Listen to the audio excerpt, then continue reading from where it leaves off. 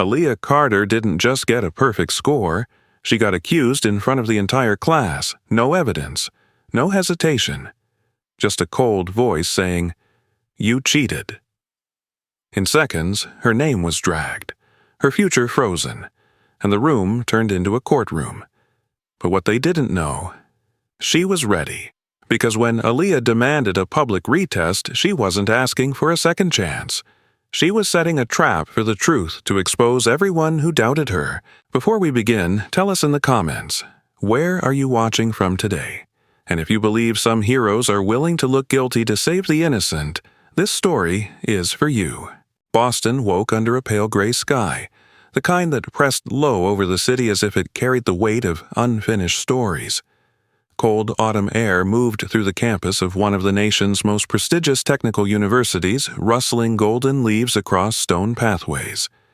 Students hurried between buildings, coffee in hand, shoulders hunched against the wind. For most, it was just another morning. For Aaliyah Carter, it was another quiet battle. Aaliyah Carter was 21 years old, a senior in biomedical engineering, and the top student in her program. She was tall, about 5'9", with a slender but strong build that reflected long nights of discipline more than any gym routine. Her skin was a deep, rich brown, smooth and radiant even in the dull light of the Boston morning. Her face was sharply defined, with high cheekbones and full lips that rarely smiled in public spaces. Her eyes, dark brown, observant, and steady, missed very little. What truly set Aaliyah apart, though, wasn't just her academic record. It was how she chose to be seen. While most students blended into muted tones, black coats, gray hoodies, navy jeans, Aaliyah wore color. Today, it was a bold combination. A bright marigold coat over a patterned blouse of reds and blues, paired with fitted dark trousers and polished boots. Her natural curls framed her face, full and unapologetic, refusing to be tamed into anything more acceptable. Every detail about her presence said the same thing. I will not disappear to make you comfortable. And yet, despite that quiet defiance, she walked alone. When Aaliyah entered the lecture hall for Advanced Systems Engineering, conversations dimmed. Not loudly, not obviously, but just enough for her to notice. The room was large, with tiered seating that curved around a central presentation screen. Nearly every seat had someone in it, except the ones near her. She didn't hesitate.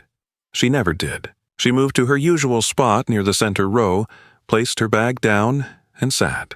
To her left, an empty seat. To her right, another empty seat.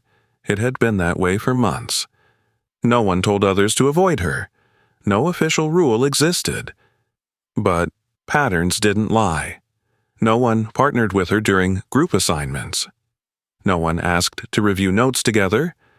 No one casually sat beside her unless there was absolutely no other choice. It wasn't that she lacked skill. In fact, it was the opposite. She was too good. And in a place where competition defined identity, being exceptional didn't always earn respect. It sometimes invited distance. A few rows behind her sat Lucas Reed. Lucas was 22, a computer engineering student who specialized in systems architecture and back-end development. He was of average height, slightly lean, with pale skin that rarely saw the sun and soft brown hair that always looked like he had run his hand through it too many times. His eyes were a muted green, thoughtful and cautious, often hidden behind rectangular glasses. Lucas dressed simply, dark hoodie, worn jeans, practical sneakers. He blended in easily, the kind of person who could sit in a room for hours without being noticed. But unlike most of the room, Lucas noticed everything, especially Aaliyah. He had first recognized her brilliance during a joint lab project months ago. While others struggled to understand a complex modeling system, Aaliyah had quietly reconstructed the framework from scratch, without asking for help, without announcing it. Just done. Lucas had been impressed. More than that, he had been certain. She wasn't just smart. She was operating at a level above most of them. And yet, he had never spoken to her. Not because he didn't want to, but because he understood the invisible rules of the room. Aligning with someone already isolated could shift attention onto you. In a competitive environment, attention could become risk. So he watched. From a distance. Across the aisle, seated near the front, was Emily Dawson. Emily was 21, like Aaliyah, and widely recognized as one of the top students in the program. She stood about 5'7", with a slim, elegant build and a posture that suggested control. Her skin was fair, her features symmetrical, her blonde hair always perfectly styled, today pulled into a low, neat ponytail. Her blue eyes were sharp, calculating, and often scanning the room as if measuring her place within it. Emily dressed with quiet precision. Nothing loud, nothing careless. A tailored beige coat, a white blouse, subtle gold jewelry. She looked like someone who understood expectations and met them flawlessly. To most people, Emily was kind, approachable, even supportive. But that was only part of the truth. Emily had spent years building her identity as the best. It wasn't just ambition. It was survival. Growing up, she had been raised in an environment where achievement was not praised, but required. Second place wasn't a lesson. It was failure. And in this program, there was always one name above hers. Aaliyah Carter. Emily didn't hate her, not exactly, but every time a professor referenced the top paper, every time grades were returned, every time quiet recognition was given, it was always Aaliyah, and that created something complicated. Respect, pressure, and something darker that Emily didn't like to admit, even to herself. The lecture began. Professor Daniel Whitmore entered the room with measured steps. He was a man in his mid-50s, tall and lean, with a rigid posture that rarely softened. His skin was pale, his face angular, his thin lips often pressed into a straight line that suggested disapproval was his default state. His steel-gray eyes scanned the room with precision, missing little but revealing even less. His silver hair was combed neatly back, every strand in place. Whitmore was known across the department for one thing: standards. He did not tolerate shortcuts. He did not reward mediocrity. And he did not easily believe in exceptions. Years ago, early in his career, he had publicly endorsed a student he believed to be brilliant, only for that student to later be exposed for academic misconduct. The fallout had damaged Whitmore's reputation, and since then he had adopted a stricter, colder approach. Trust, to him, was no longer given. It had to be proven. Repeatedly. He began reviewing system optimization models, writing equations across the digital board with clean, precise strokes. Aaliyah followed every line, not passively, but actively. Her pen moved steadily across her notebook, not copying but reconstructing. Where others wrote what was shown, she wrote what was implied, the underlying structure, the reasoning beneath the formulas. Lucas noticed he always did. At one point, Whitmore paused and posed a question to the class, a complex scenario involving system failure under unpredictable variables. Silence. Students avoided eye contact. Some pretended to write, others stared at their screens. Aaliyah raised her hand. There was a brief hesitation in the room. Whitmore nodded. She stood, her voice calm, measured. She broke down the problem step by step, not rushing, not performing, just explaining. Her solution didn't just answer the question, it reframed it, identifying a deeper flaw in the system's assumptions. When she finished, there was a pause. Whitmore looked at her for a moment longer than usual. Not impressed, not dismissive, assessing. Then he turned back to the board without comment. Aaliyah sat down. No applause, no acknowledgement, just the quiet return of distance. Behind her, Lucas exhaled slowly. He had followed her logic, and it was flawless. Across the room, Emily stared at her notes, jaw tightening just slightly. She understood the solution too, but she hadn't seen it that way. Not that fast. And that mattered. The lecture continued. Time moved forward like it always did. Steady, indifferent. But something in the room had shifted, however subtly, not in what was said but in what was noticed. Aaliyah gathered her things as the class ended, slipping her notebook into her bag with practiced efficiency. Around her, groups formed quickly, Students discussing assignments, planning study sessions, exchanging thoughts. She stood. No one turned to her. No one asked. And so, as always, she walked out alone. The next morning arrived colder than the last, the wind sharper as it cut between the stone buildings of the campus.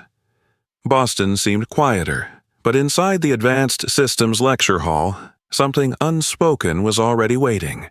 Students filtered in earlier than usual, not for the lecture, but for the results. Aaliyah Carter entered as she always did.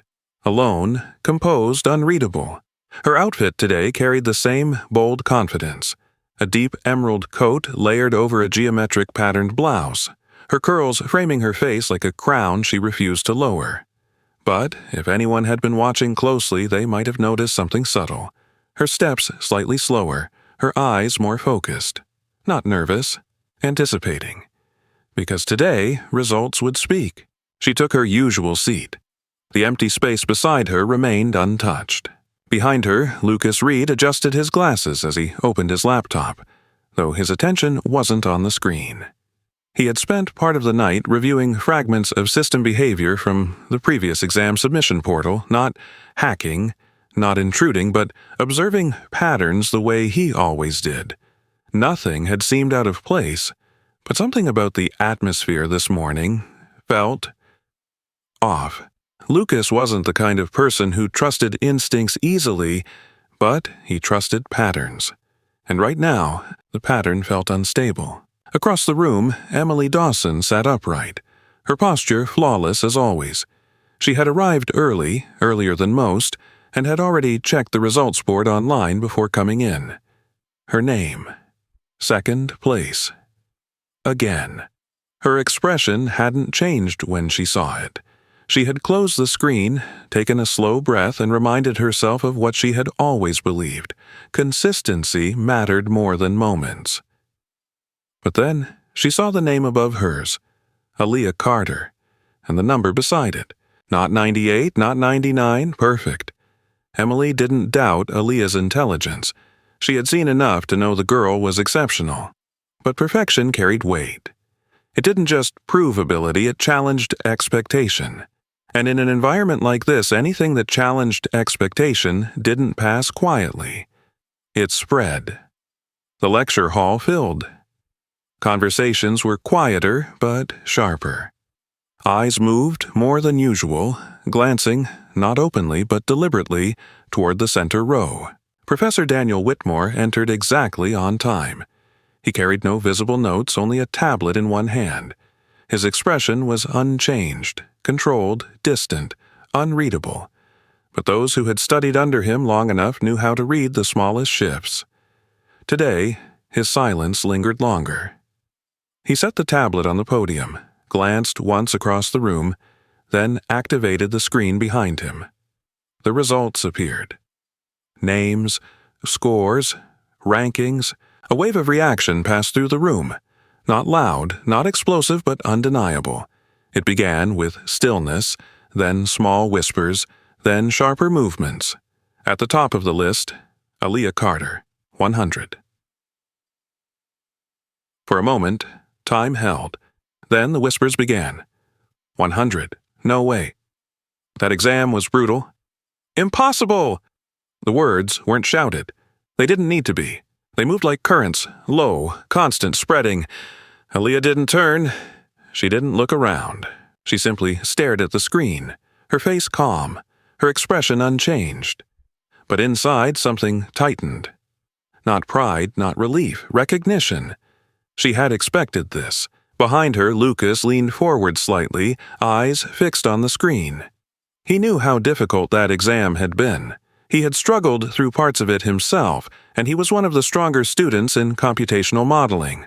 A perfect score wasn't just rare, it was disruptive. Across the room, Emily felt the shift in energy almost physically. The room had stopped being neutral. It had chosen a direction. And it wasn't admiration. A student near the back, Ryan Keller, a broad-shouldered mechanical engineering major with a loud presence and little patience for nuance, leaned toward his friend and muttered just loud enough to carry, "Yeah, that doesn't happen without help." Ryan was 23, tall, athletic, with a square jaw and closely cropped hair. He wasn't known for academic excellence, but he was known for confidence, sometimes misplaced. In high-pressure environments, he relied on instinct more than analysis, and instinct told him something was wrong. That was enough for him. The whisper reached others. It didn't matter that no evidence followed. Suspicion didn't require proof, it only required repetition. Aaliyah heard it. She didn't react. Not outwardly, but her fingers tightened slightly around her pen. Professor Whitmore stepped forward. The room quieted. Not because the whispers stopped, but because his presence demanded it. He looked at the screen, then at the class. Then, slowly, his gaze settled on Aaliyah. "Miss Carter," he said. His voice was calm. Too calm. "Please come to the front." Every eye in the room shifted. Aaliyah stood. She moved without hesitation, walking down the steps toward the front of the hall. Each step echoed slightly against the wood, louder than it should have been. Or maybe it just felt that way. She stopped a few feet from the podium, facing Whitmore. Up close, the difference between them was more apparent. He stood tall, composed, controlled.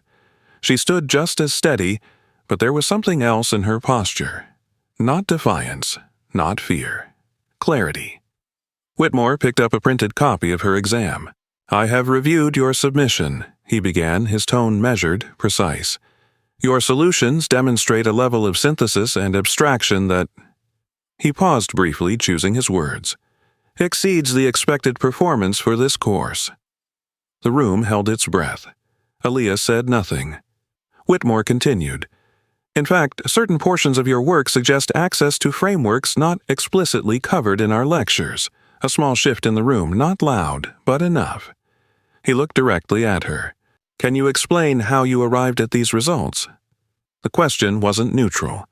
It wasn't curiosity, it was challenge. Aaliyah met his gaze.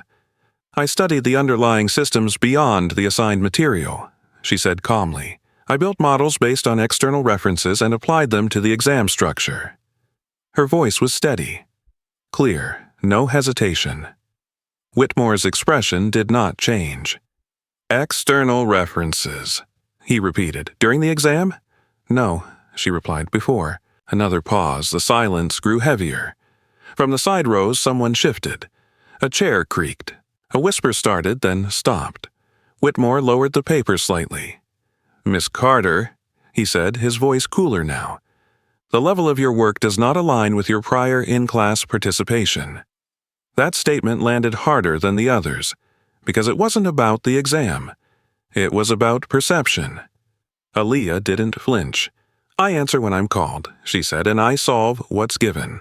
A faint ripple moved through the room. Not agreement, not disagreement. Just awareness. Whitmore studied her for another moment. Then he spoke the words that changed everything. "I find it difficult to accept that this work was completed without the use of unauthorized assistance." The accusation wasn't shouted. It didn't need to be. It landed clean. Direct. Public. The room reacted, not loudly, but instantly. Eyes widened, heads turned. The whispers surged again, stronger now, justified by authority. Aaliyah stood still. For a fraction of a second, something flickered behind her eyes, not panic, not shame, something deeper. But it disappeared just as quickly. She didn't defend herself, she didn't argue, she didn't raise her voice, and that, more than anything, confused the room. Because silence in a moment like this looked like confirmation. From the front row, Emily's chest tightened slightly. She hadn't expected it to go this far. Doubt was one thing. A public accusation was another. But she said nothing, because speaking now meant choosing a side. And she wasn't ready to do that. Behind them, Lucas's jaw tightened. His fingers hovered over his keyboard, instincts firing, mind racing through possibilities. Something wasn't right. Not in the data, not in the structure of what he had seen. But he didn't move. Not yet. Whitmore set the paper down. "This matter will require further review," he said. "Until then, your score will be withheld." A final statement, formal, decisive, the kind that ended discussion. Aaliyah nodded once. No protest, no visible reaction. Then she turned and walked back to her seat. The space beside her was still empty, but now it felt different. Not just distant, judged. The hallway outside the lecture hall felt longer than usual. Aaliyah Carter walked through it without slowing down, her steps steady, her posture unchanged. Around her, conversations didn't stop, they shifted. Voices lowered when she passed, but not enough to disappear. Words didn't need to be clear anymore. The meaning was already decided. She had been accused. And in a place like this, accusation alone was enough. By the time she reached the central courtyard, the news had already spread beyond the classroom. Students from other departments glanced at her with curiosity, some with subtle judgment, others with the quiet thrill that came from witnessing someone else's fall. Aaliyah didn't look at them. She didn't need to. She could feel it. That shift, the invisible line between being respected and being questioned, had already been crossed. Inside the engineering building, the administrative office was colder than the air outside. Fluorescent lights hummed faintly overhead, casting a sterile brightness across polished floors and glass partitions. Aaliyah stood at the front desk. Across from her sat Mary Ann Keller, a woman in her late 40s, medium height, with a slightly rigid posture shaped by years of administrative routine. Her light brown hair was cut into a short, practical bob, and her thin-framed glasses rested low on her nose as she read from the screen. Mary Ann was known for being efficient, not unkind, but distant, the kind of person who followed policy first, emotion second. Years ago, she had once made an exception for a student under pressure, only to be reprimanded by the faculty for bypassing protocol. Since then, she no longer deviated. Her voice, when she spoke, was neutral. "Miss Carter, your case has been flagged for academic review," she said, not looking up immediately. "Until the review is complete, your exam result will remain on hold." Aaliyah nodded once. No surprise. Mary Ann continued. "Additionally, your research scholarship has been temporarily suspended pending the outcome of the investigation." That part landed differently. Not visibly, but deeper. Aaliyah's scholarship wasn't just an award. It was access. It funded her research, her materials, her time in labs that most students had to compete for. Without it, everything slowed down. "Understood," Aaliyah said quietly. Mary Ann finally looked up, studying her face for a brief moment. Perhaps she expected resistance, questions, emotion. She found none. Aaliyah turned and walked out. No protest, no appeal, just silence. By midday, the story had grown beyond facts. In the campus cafe, students spoke about it with increasing certainty, as if each retelling sharpened the truth, even when it didn't. "It was too perfect," someone said. "No one scores 100 on that exam," another added. "I heard the professor already knew something was off." At a corner table, Emily Dawson sat with two classmates, her coffee untouched. She wasn't the one speaking, but she wasn't stopping it either. "I mean, she's smart," one of them said, glancing toward Emily. "But that level—" Emily hesitated for half a second. That was all it took. "I don't know," she said softly. "It just doesn't match what we usually see."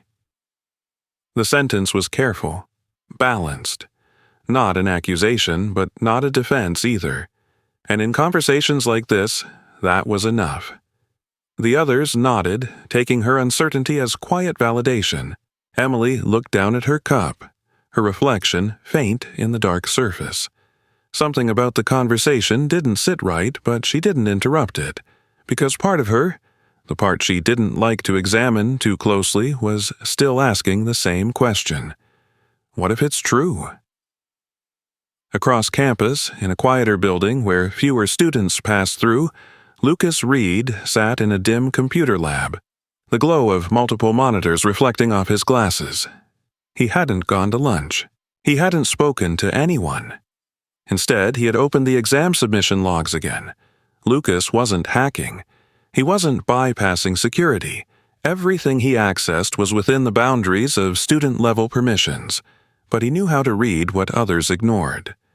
Timestamps, submission patterns, system responses. At first glance, everything looked normal. Aaliyah's submission time matched the exam window. No unusual access points, no external connections flagged. But Lucas didn't stop at first glance. He zoomed deeper. There, a minor inconsistency. A micro delay in the server response log. Less than a second. Insignificant to most, but not to him. He leaned closer, fingers moving faster now. Cross-referencing system load. Comparing with other submissions. There it was again. A brief lag spike, only on certain entries. Not consistent, not obvious, but present. Lucas sat back slightly, heart beating just a little faster. It wasn't proof, not even close, but it suggested something important. The system hadn't been perfectly stable during the exam, and in a situation already filled with suspicion, instability could be misinterpreted, or worse, used to justify conclusions that weren't fully supported. Lucas ran a hand through his hair, exhaling slowly. He knew what this meant. If the system logs were even slightly irregular, then the assumption of misconduct wasn't as solid as it seemed. But knowing that wasn't enough. He needed evidence. Clear. Undeniable. And he didn't have it yet. So he stayed silent. For now. By late afternoon, the isolation around Aaliyah had solidified. In the library, where she usually spent hours working through advanced models, the empty seats around her seemed more intentional than ever. Students who once might have chosen nearby tables now selected others, even if it meant sitting farther away from power outlets or better lighting. It wasn't fear. It was avoidance. Aaliyah opened her notebook, flipping through pages filled with equations, annotations, and structures she had built piece by piece over months. Every line was hers, every solution earned. And yet, none of it mattered in this moment, because perception had already rewritten reality. She sat there for a long time, not writing, not moving, just looking. Not at the pages, but through them. There was no confusion in her mind, no doubt. She knew what she had done. She knew how she had done it. And that certainty made something else rise to the surface. Not sadness, not despair, something sharper, heavier, a slow-burning anger. It wasn't loud. It didn't explode. It settled, deep, controlled. For years, Aaliyah had chosen silence. She had accepted distance, ignored whispers, focused only on her work. She believed that results would speak louder than perception. But now, her results had spoken, and they had still chosen not to listen. That changed something. She closed the notebook. Gently, deliberately. Around her, the library remained quiet. No one looked at her directly, but she could feel the space they kept. For the first time, that space didn't feel like something to endure. It felt like something to break.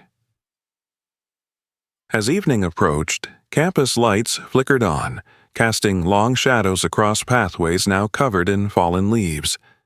Students moved in groups, their conversations blending into a low hum of normalcy. Aaliyah walked through it alone, but she wasn't the same as she had been that morning. Something had shifted, not in how others saw her, but in how she saw what came next. She had lost her result, her scholarship, her standing. But she hadn't lost the one thing they couldn't take, control over what she would do next. And for the first time, silence was no longer her answer. The next morning didn't feel like a continuation. It felt like a shift. Boston's sky had cleared slightly, pale sunlight breaking through thin clouds, casting a colder but sharper light across the campus. Students moved as usual, but there was a new current beneath everything. The story from yesterday had not faded. It had grown. By the time Aaliyah Carter stepped onto campus, people were already watching. Not openly, but enough. She wore a deep crimson coat today. Bold, deliberate, impossible to ignore. Her posture was straight, her pace measured, her expression calm in a way that no longer suggested quiet endurance but control. If yesterday had marked her fall in their eyes, today she did not carry it. She walked directly toward the engineering administration building. No hesitation. Inside, the air felt heavier than before. Conversation stopped more quickly when she entered. Faculty members glanced up from their desks, some curious, others cautious. At the end of the corridor stood the office of the Academic Review Board. Aaliyah didn't knock immediately. She paused, just for a second. Then she stepped inside.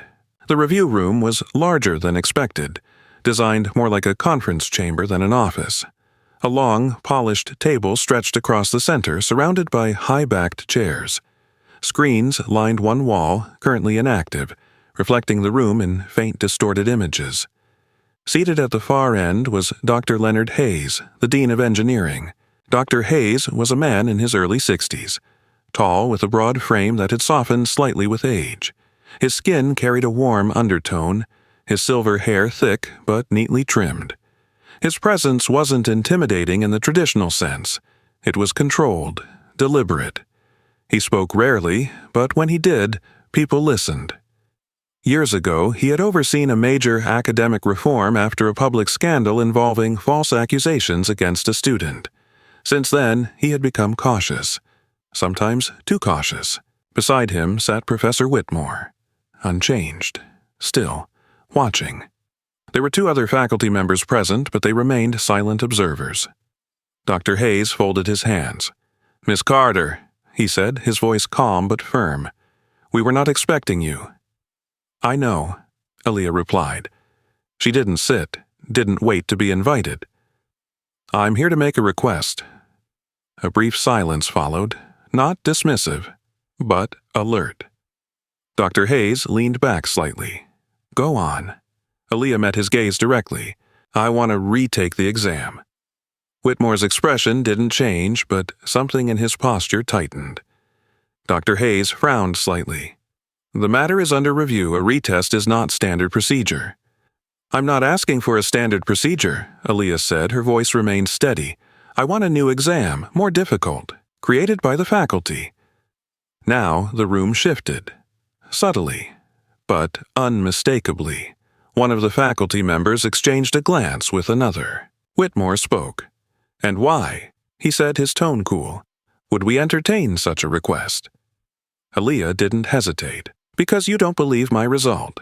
Direct, clean, unavoidable." Whitmore's eyes held hers. "And you believe a retest will resolve that?"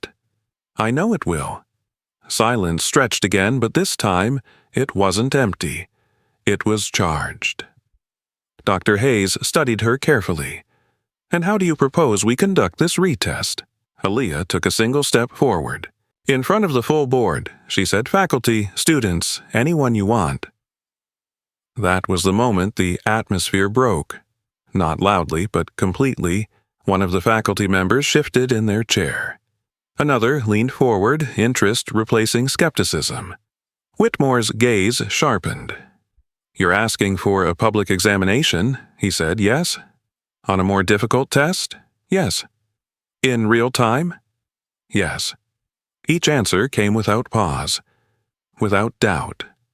And that, more than anything, was what unsettled them.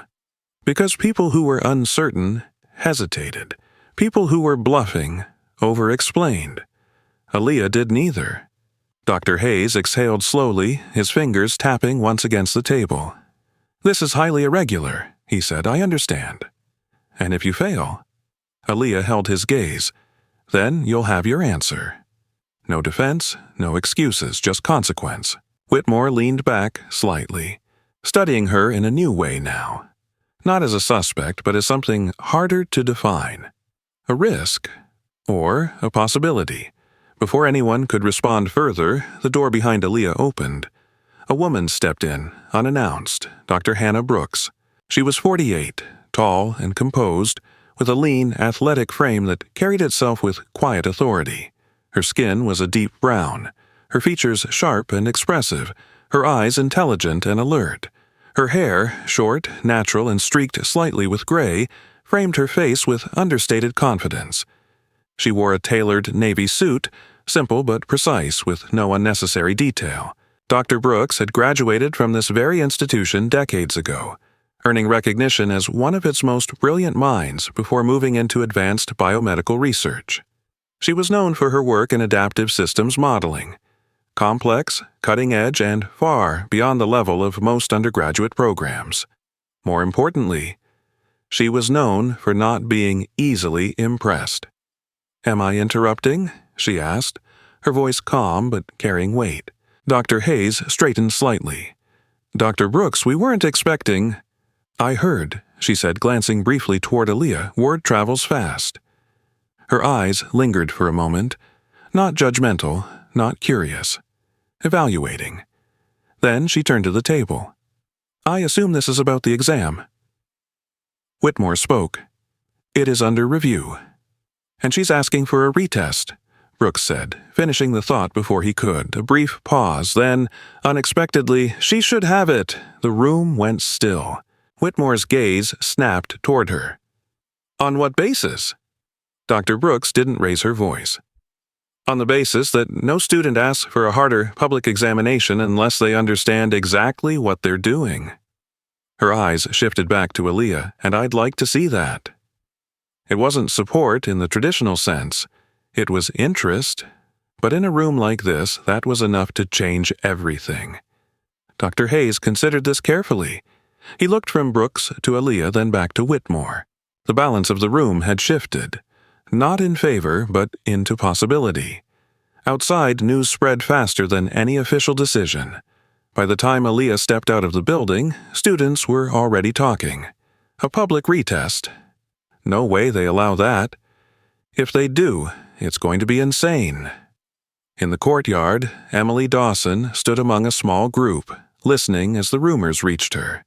She didn't speak immediately, but something in her expression had changed.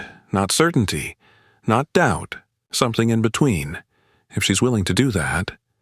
The thought didn't finish, but it stayed. Aaliyah walked past them. This time, more eyes followed. Not just with suspicion, but with something new. Anticipation. By noon, the largest lecture hall in the engineering complex no longer felt like part of a university. It felt like a chamber prepared for judgment. Rows of seats rose in steep tiers beneath cold white lights, every section nearly full. Students crowded the aisles. Faculty members sat in clusters near the front. Members of the review board occupied the center row reserved for official proceedings. Even those from other departments had found reasons to attend. No one wanted to miss the moment the rumor, the accusation, and the challenge finally met in public. At the center of the stage stood a single desk, a chair, a mounted camera, and a digital whiteboard projected onto two towering screens. Beside the desk sat a sealed envelope containing the new exam.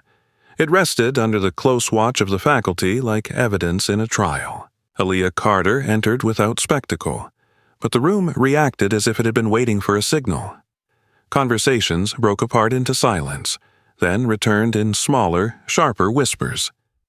She walked down the center aisle, wearing a fitted cobalt blue coat over a black blouse and tailored trousers, her posture straight, her expression unreadable. Her natural curls framed her face in controlled volume, and the bright color of her coat, as always, made her impossible to reduce into the background. But it was not her appearance that held the room now. It was her calm. In a hall built on suspicion, her composure looked almost unnatural. At the front, Dr. Leonard Hayes sat with the review board. Beside him was Professor Daniel Whitmore, hands folded, face composed into the same careful stillness he had worn since the accusation. A few seats away sat Dr. Hannah Brooks, whose presence changed the tone of the entire event. She watched the room the way experienced researchers watched volatile systems, alert, patient, unwilling to be distracted by noise. Unlike most of the faculty, she looked not at the crowd, but at Aaliyah. Near the side entrance stood Professor Elena Park, a faculty member from computational systems who had been called in to help oversee the academic integrity of the retest. She was a woman in her early 40s, Korean American, of medium height with a slim frame and a posture so controlled It seemed practiced over years of needing to be taken seriously in rooms that often underestimated her. Her dark hair was cut into a sharp, jaw-length bob, and her eyes, steady, intelligent, almost severe, missed nothing. Elena had built a reputation on precision. Early in her career, a collaborative project had nearly collapsed because a colleague ignored her warnings about a flawed algorithm. Since then, she trusted numbers more than personalities. She said little, but when she spoke, it usually ended argument. The hall doors closed. Dr. Hayes rose. "This examination," he said, his voice amplified through the hall, "has been approved by the review board under extraordinary circumstances. A new test has been prepared. It has not been seen by Miss Carter or by any student. It will be opened here in full view and completed under direct observation." He let the words settle. The room was silent now, not because curiosity had faded, but because it had sharpened into attention. Professor Elena Park stepped forward, checked the seal on the envelope, and nodded once. "Untampered," she said. She slit the envelope cleanly with a letter opener and removed the printed exam packet. Her eyes moved over the first page, and for a moment even she paused. It was brief, but visible. Then she handed copies to Dr. Hayes, Professor Whitmore, and Dr. Brooks. Whitmore's jaw shifted slightly as he scanned the first section. Dr. Hayes read more slowly, his brows pulling together. Dr. Brooks did not visibly react, but the look in her eyes changed. The exam was not merely difficult, it was brutal. It combined advanced systems modeling, biomedical signal adaptation, integrated failure prediction, and cross-domain algorithmic reasoning at a level that exceeded the undergraduate curriculum. It required not only memory and method, but the ability to build structure in real time under pressure. A murmur passed through the front rows before being swallowed back down. From the middle section, Emily Dawson leaned forward. Emily had dressed more carefully than usual, though she probably didn't realize it. A charcoal wool coat, a cream blouse, hair tied back with exact neatness. She looked composed from a distance, but closer inspection revealed the tension in her shoulders and the fixed intensity in her eyes. She had come prepared to evaluate, perhaps even to confirm what she had feared or hoped. But the moment the faculty read the exam, something cold moved through her chest because their reaction was real. This was no performance. Across the back of the hall, Lucas Reed sat with a laptop balanced on his knees.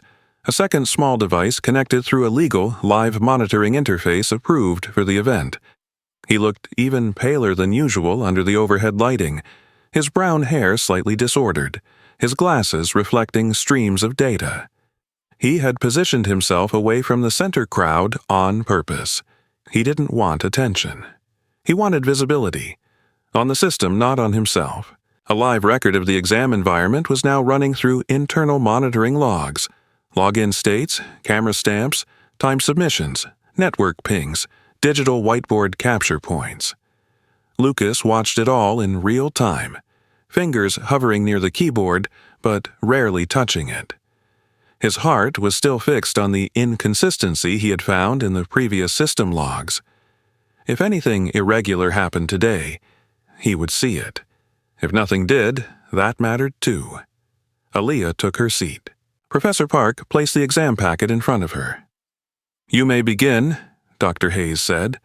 Aaliyah turned over the first page. For 1 second, only one, the room seemed to lean with her.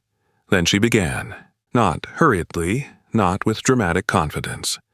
She simply read, picked up her pen, and started building the first framework on paper with the same quiet control she had shown in lecture. Her handwriting was clean, angular, deliberate. She did not tap the desk, did not look around, did not take visible comfort from anyone in the room. She entered the problem like someone stepping into familiar terrain. The first section required dynamic modeling of a biomedical response system under cascading failure conditions. Most students would have spent 10 minutes just parsing the structure. Aaliyah identified the flawed assumptions almost immediately and began restructuring the variables from the base logic upward. On the screen above, the digital whiteboard reflected her process once she moved to the board to expand her reasoning. Equation by equation, system by system, the structure took shape.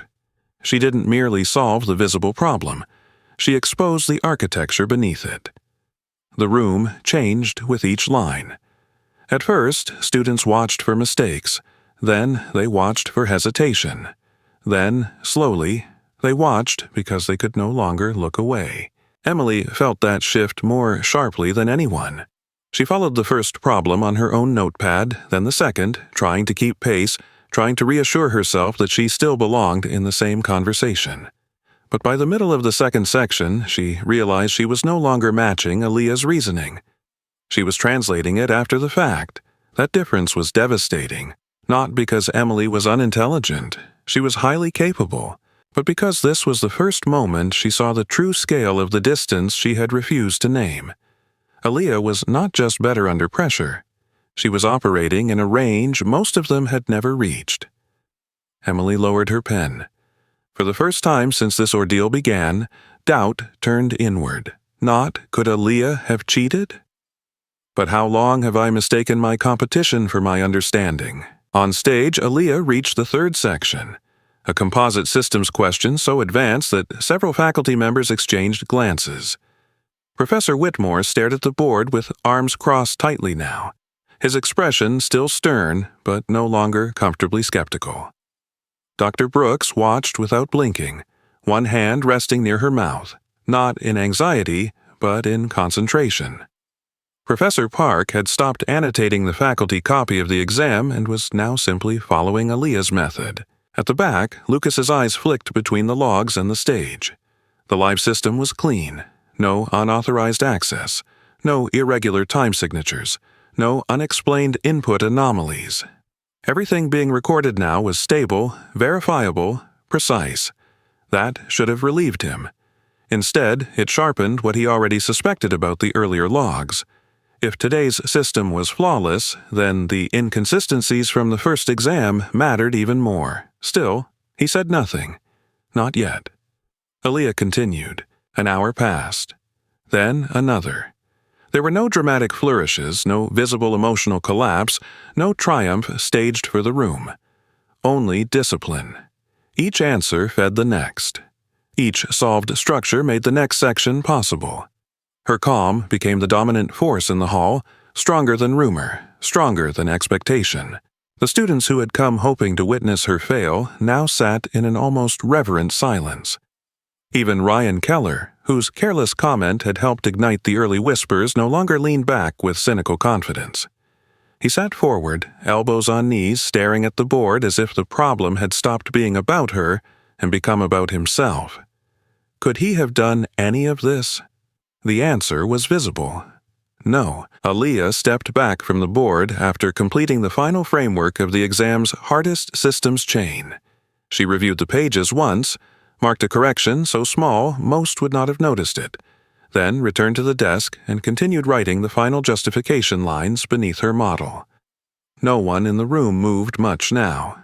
The hall had become a single held breath, and at the center of it, Aaliyah Carter kept writing with the same steady hand she had begun with, while Lucas watched the clean-running logs from the back, and Emily, staring at the board in silence, began to understand that she had never truly been looking at a rival.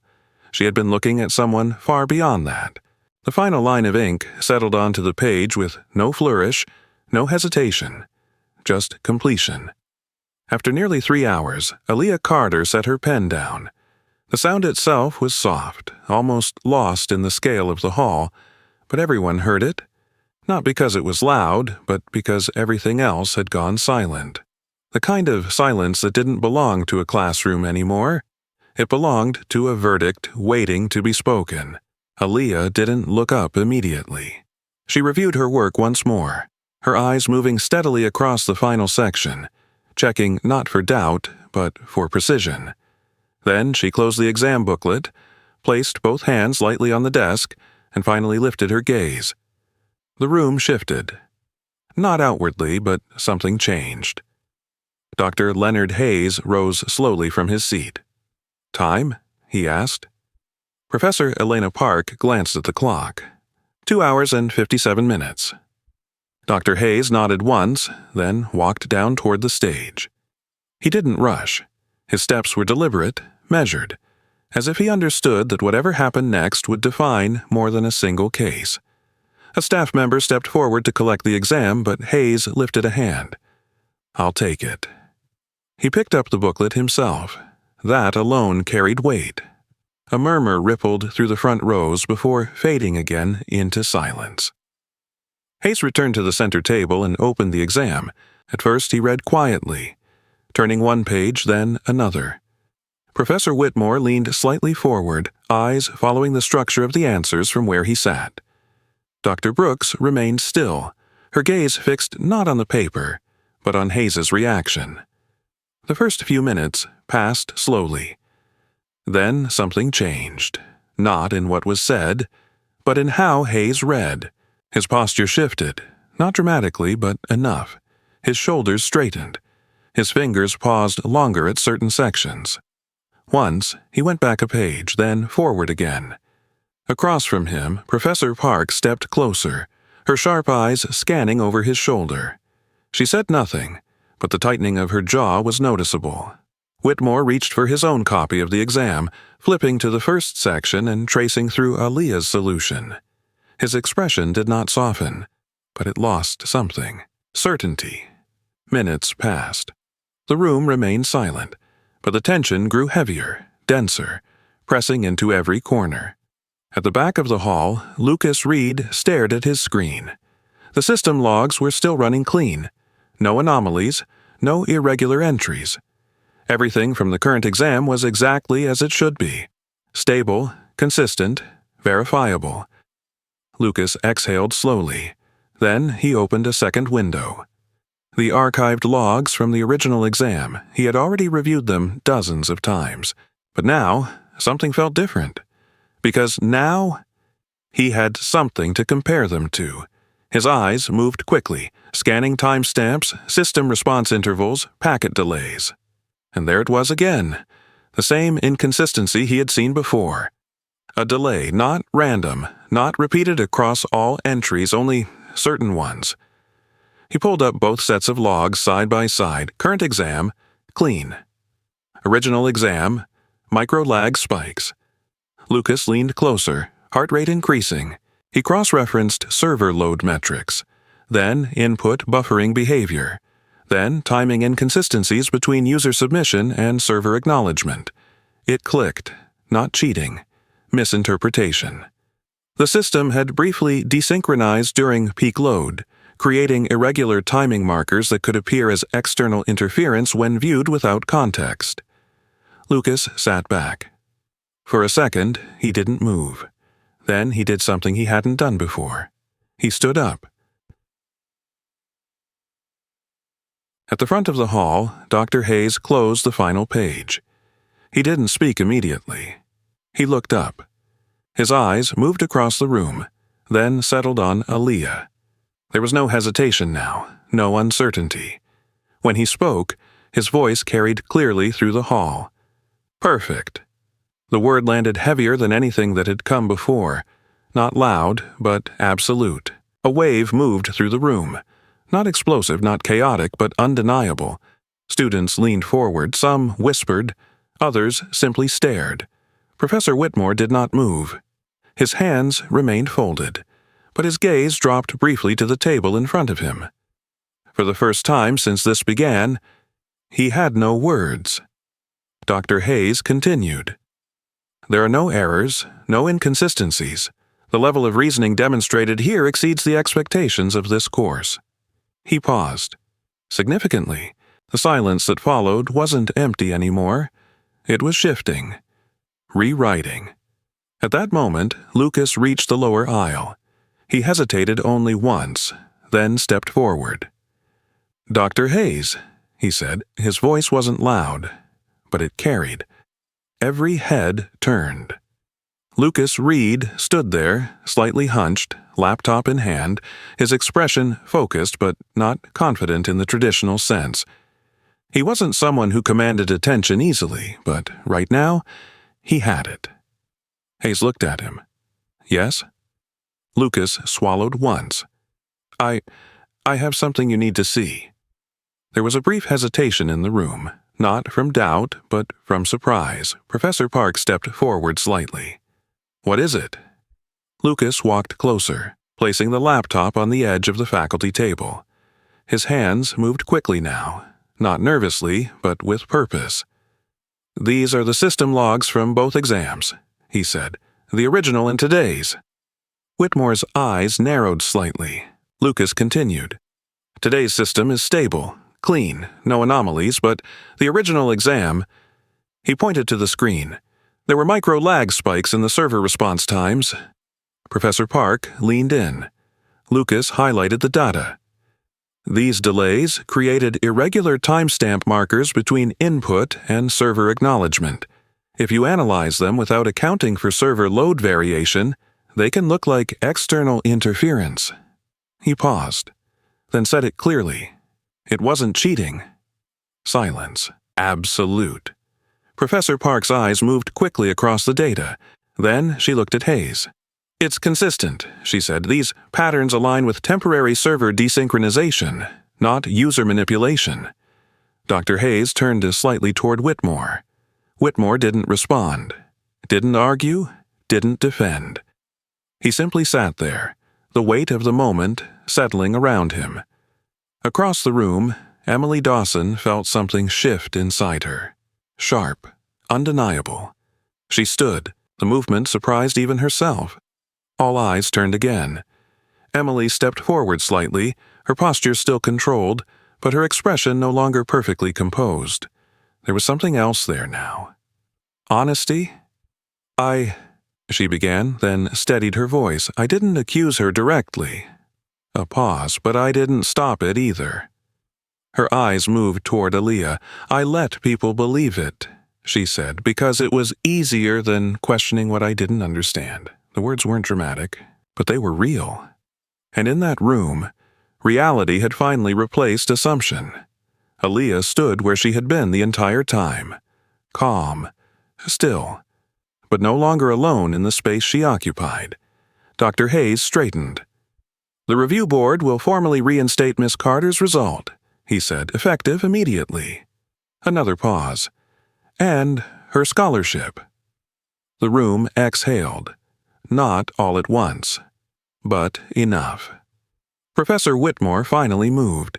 He lifted his head, looked at Aaliyah, and for the first time, said nothing, because there was nothing left to say. The hall did not erupt, not the way movies imagined it. There was no sudden explosion of applause, no dramatic standing ovation sweeping across rows in perfect unison. Instead, the change came in something far more powerful and far more real. Silence shifted into acknowledgement. The same room that had watched Aaliyah Carter with suspicion now looked at her with something entirely different. Not pity, not curiosity, respect. It wasn't loud, but it was unmistakable. Aaliyah stood at the center of it, her posture unchanged, her expression still calm.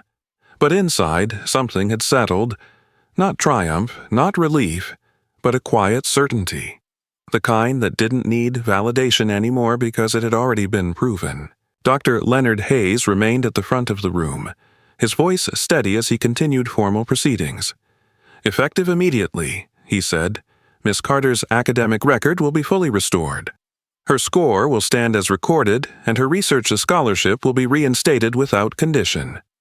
That part was expected, but then he paused and added, "Additionally, based on the level of analytical capability demonstrated here today, the board would like to extend an invitation." Aaliyah's gaze lifted slightly. Dr. Hayes gestured toward Dr. Hannah Brooks. "The Advanced Biomedical Systems Research Lab," he continued, "is currently conducting restricted-level work in adaptive system modeling. Dr. Brooks has agreed to consider Miss Carter for immediate placement." A subtle shift passed through the faculty. Because that lab was not for undergraduates. Dr. Hannah Brooks stood. She didn't smile. She didn't dramatize the moment. She simply spoke with the same measured clarity she had carried since she entered the room. "I don't offer opportunities based on potential," she said, "only on evidence." Her eyes met Aaliyah's. "And today, I've seen enough." It wasn't praise. It was something more valuable. Recognition. Aaliyah nodded once. Not as acceptance, but as understanding, because she knew what it meant. Not just entry into a lab, but entry into a different level. The crowd began to move. Not quickly, not chaotically, but with a kind of quiet hesitation, as if everyone needed a moment to process the shift they had just witnessed. Students who had once avoided her now stood unsure of what to do. Some looked down. Others looked at her directly, then away again. Not out of judgment this time, but something closer to humility. Aaliyah stepped away from the desk. For the first time since she entered that hall, there was no space forced around her. People didn't move back. They simply didn't move away. That difference mattered.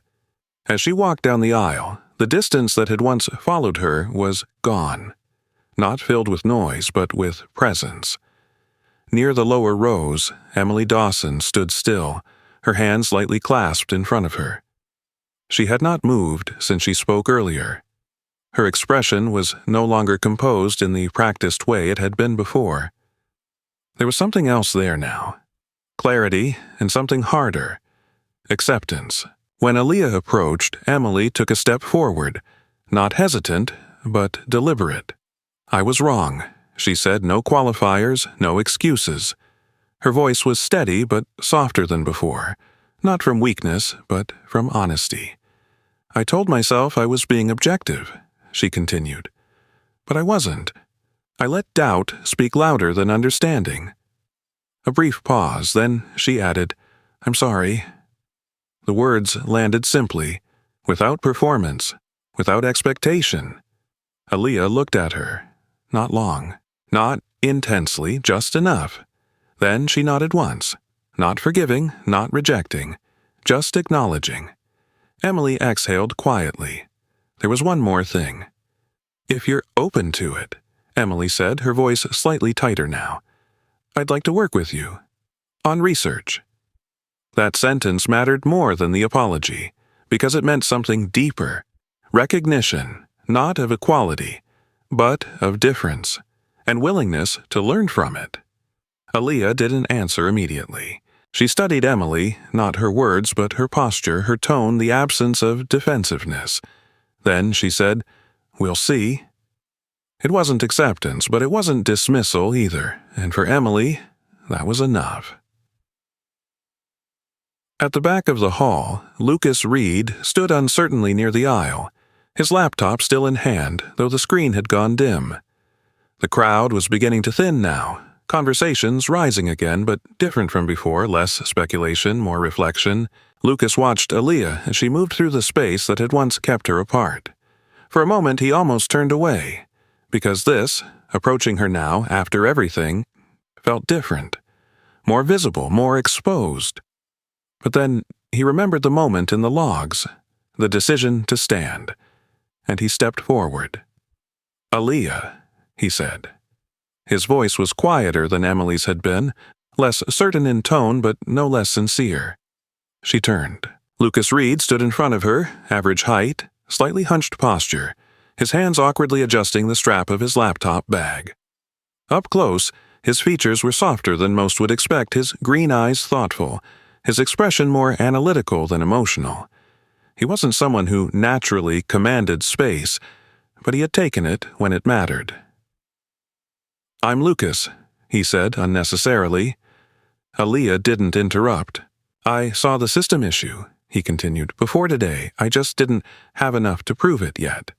He paused, then added, "I'm glad I waited until I did." It wasn't a perfect sentence, but it was an honest one. Aaliyah studied him for a moment longer than she had studied Emily, because this was different. This wasn't correction. It was alignment. "You didn't wait," she said. "You acted when it mattered." Lucas blinked slightly, then nodded. A small, almost relieved gesture. "If you ever need—" He hesitated, then corrected himself. "If you're working on systems like this, I'd like to help." No pressure, no expectation, just an offer. Aaliyah gave a small nod. I'll keep that in mind. For Lucas, that was more than enough. Outside, the afternoon light had softened.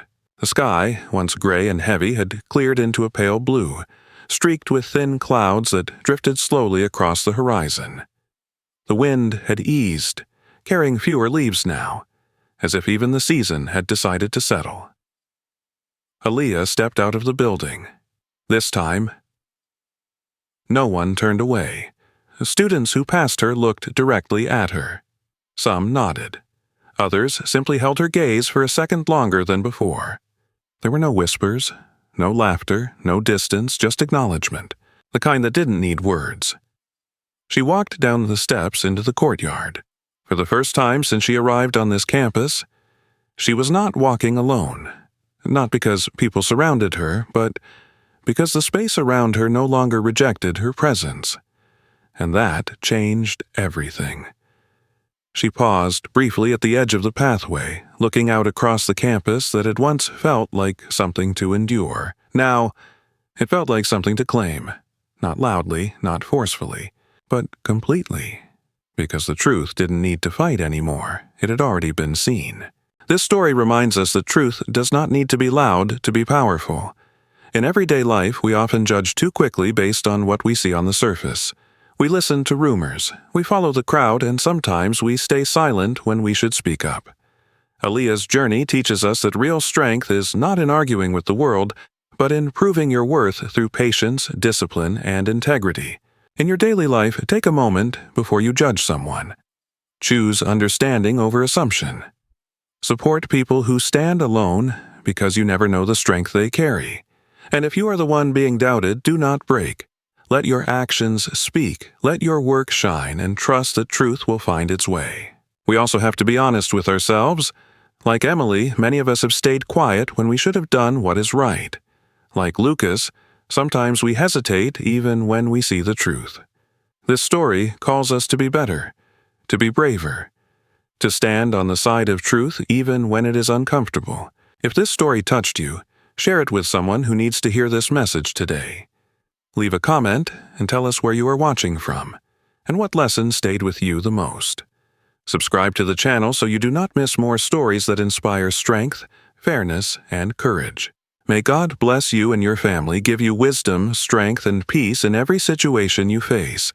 If you believe in truth, justice, and standing strong no matter what, type Amen in the comments and let your voice be heard.